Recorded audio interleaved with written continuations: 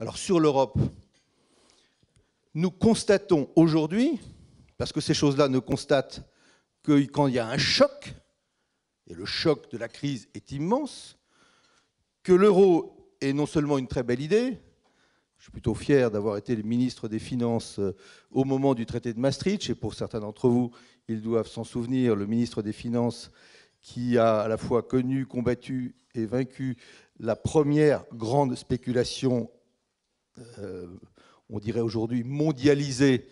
Il s'agissait des spéculations entre des monnaies qui n'étaient pas encore fusionnées. Bien, je suis donc très fier de cet euro. Je suis persuadé que si l'euro n'avait pas été là, y compris au cours des derniers mois, il y aurait eu des situations, pour la France en particulier, parce que toutes les faiblesses de la France se seraient révélées à ce moment-là.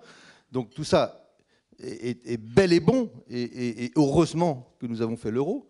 Mais une monnaie unique sans convergence des politiques par ailleurs, il y a un moment donné où ça n'est plus vivable.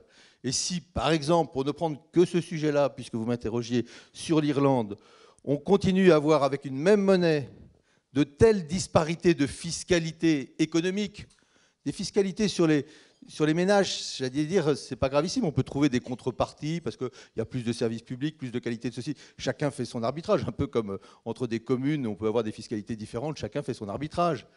Mais des fiscalités économiques, on voit bien que ça a des effets déséquilibrants si les disparités sont trop fortes. Comment peut-on avoir une même monnaie avec de telles différences d'imposition fiscale que celle qu'on connaît entre l'Irlande et le reste du monde, de l'Europe? Et je termine.